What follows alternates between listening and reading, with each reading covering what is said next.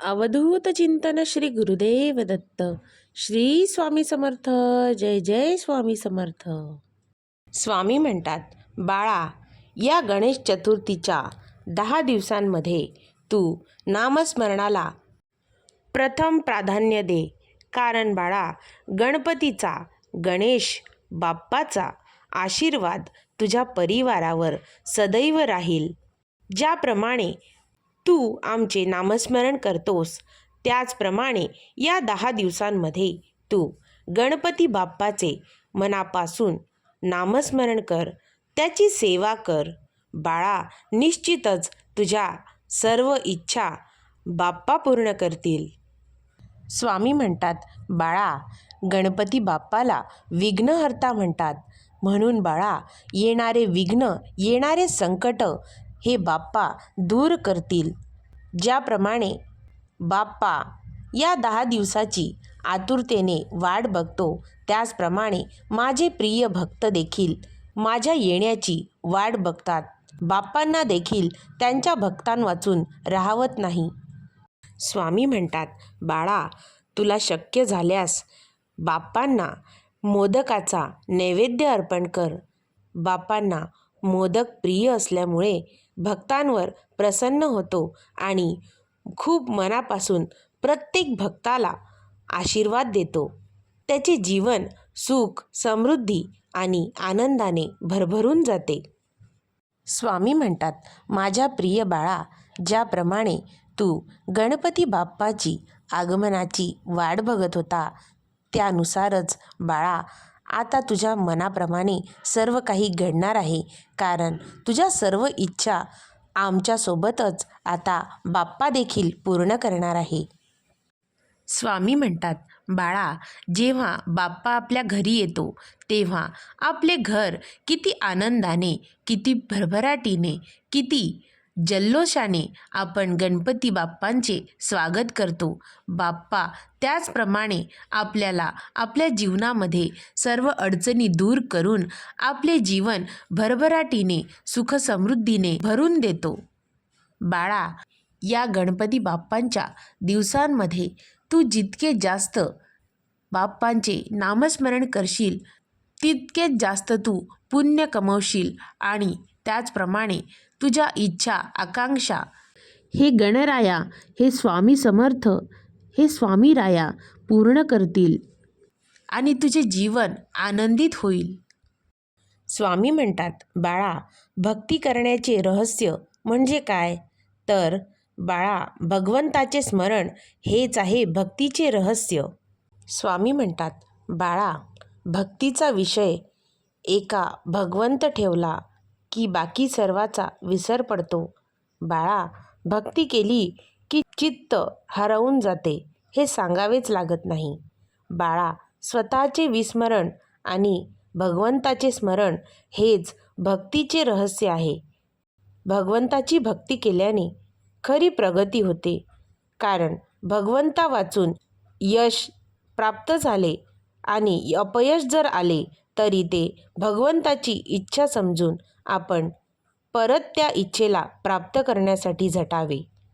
कित्येक वेळा बाळा, अपयश हेच यश बनते. म्हणून अपयश जरी आले तरी ते भगवंताच्या इच्छेने आले असे समजून तू शांत राहा.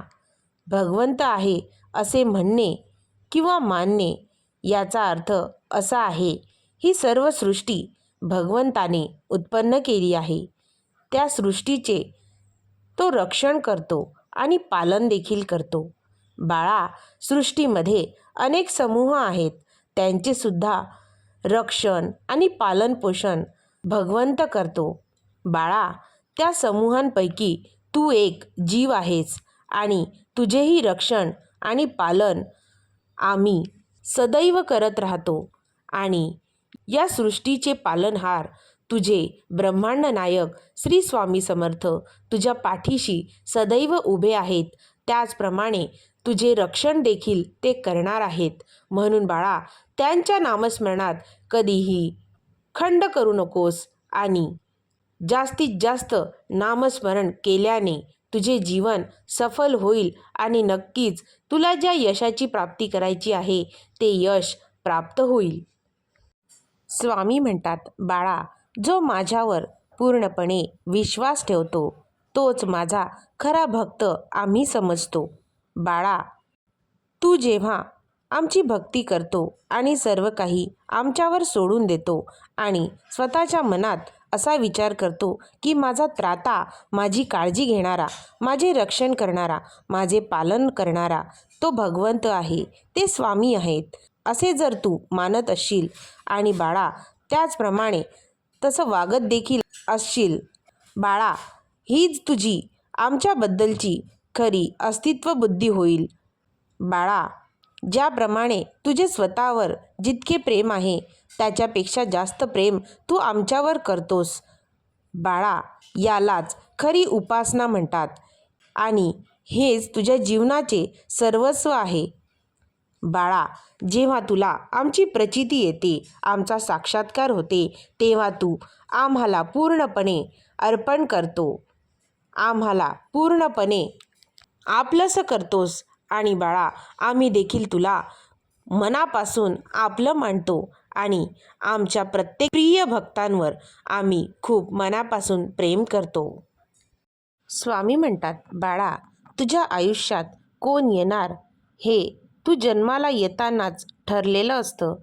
भगवंतानी तुझं आयुष्य तेव्हाच लिहिलेलं असतं. येणाऱ्या प्रत्येक माणसाच्या येण्यामागे काहीतरी कारण असतं. बाळा, काही लोक तुझ्या वाईट कर्माची शिक्षा द्यायला येतात, तर काही लोक तू केलेल्या चांगल्या कर्माचे फळं द्यायला येतात. म्हणूनच बाळा, काही लोकांकडून तुला खूप त्रास होतो आणि काही लोक तुझ्या आयुष्यात आल्यावर तुला खूप आनंद मिळतो. बाळा, हे जीवनाचे चक्र आहे, त्यामुळे भगवंताची लीला अपरंपार आहे. स्वामी म्हणतात, बाळा, नामस्मरणाचा महिमा जर तुला बघायचा असेल तर बाळा, जेव्हा तू नाम घेता घेता प्रार्थना करत असताना जेव्हा अचानक बाळा तुझ्या डोळ्यात अश्रू येऊ लागतात, तर बाळा खुशाल समजून जा की तुझी प्रार्थना आम्ही स्वीकारली आहे. आमच्यापर्यंत तू केलेली प्रार्थना पोहोचली आहे. स्वामी म्हणतात, बाळा, जीवनामध्ये चांगलेच होणार हे जर तू मनात धरून चाललास तर बाळा बाकीचे आम्ही बघून घेतो. हा विश्वास बाळा तुझ्या मनात असला की येणारा तुझ्या जीवनातील प्रत्येक क्षण आत्मविश्वासाचा आणि सकारात्मकतेचा राहील. स्वामी म्हणतात, बाळा, तू तुझ्या आयुष्याची तुलना दुसऱ्याच्या आयुष्याशी करत बसलास तर बाळा तुला कधीच मनःशांती मिळणार नाही. बाळा, त्यापेक्षा तुझ्याकडे जे आहे त्यामध्ये आनंदित राहा. स्वामी म्हणतात, माझ्या प्रिय बाळा, तुझ्यामध्ये असलेले चांगले विचार समजण्यासाठी खूप उशीर लागतो, पण बाळा एकदा का समजले की आयुष्यभर तू विसरत नाही. म्हणून बाळा, जीवनात गवतासारख्या भेटणाऱ्या लोकांपेक्षा वटवृक्षासारख्या लोकांकडे लक्ष दे आणि बाळा ते तुझ्यासोबत खंबीरपणे उभे आहेत आणि तू त्यांच्या सानिध्यात राहा. आणि होय बाळा, त्या ठिकाणी नक्कीच आम्ही तुझ्यासोबत असू, तुझ्या पाठीशी सदैव उभे असू. स्वामी म्हणतात, बाळा, आजपासून पुढे तुझे आयुष्य खूप आनंदाचे होणार आहे. तुझ्या इच्छा आकांक्षा पूर्ण होणार आहेत. बाळा, थोडा संयम ठेव, हेही दिवस निघून जातील. बाळा, जीवनामध्ये वाईट दिवसाचा तुला सामना करावा लागत आहे, परंतु बाळा वाईट दिवसानंतर चांगले दिवस तुझ्या आयुष्यामध्ये येणार आहे. तू निश्चिंत राहा. अवधूत चिंतन श्री गुरुदेव दत्त. श्री स्वामी समर्थ. जय जय स्वामी समर्थ. अवधूत चिंतन श्री गुरुदेव दत्त. श्री स्वामी समर्थ. जय जय स्वामी समर्थ. अवधूत चिंतन श्री गुरुदेव दत्त. श्री स्वामी समर्थ. जय जय स्वामी समर्थ. अवधूत चिंतन श्री गुरुदेव दत्त. श्री स्वामी समर्थ. जय जय स्वामी समर्थ. अवधूत चिंतन श्री गुरुदेव दत्त. श्री स्वामी समर्थ. जय जय स्वामी समर्थ.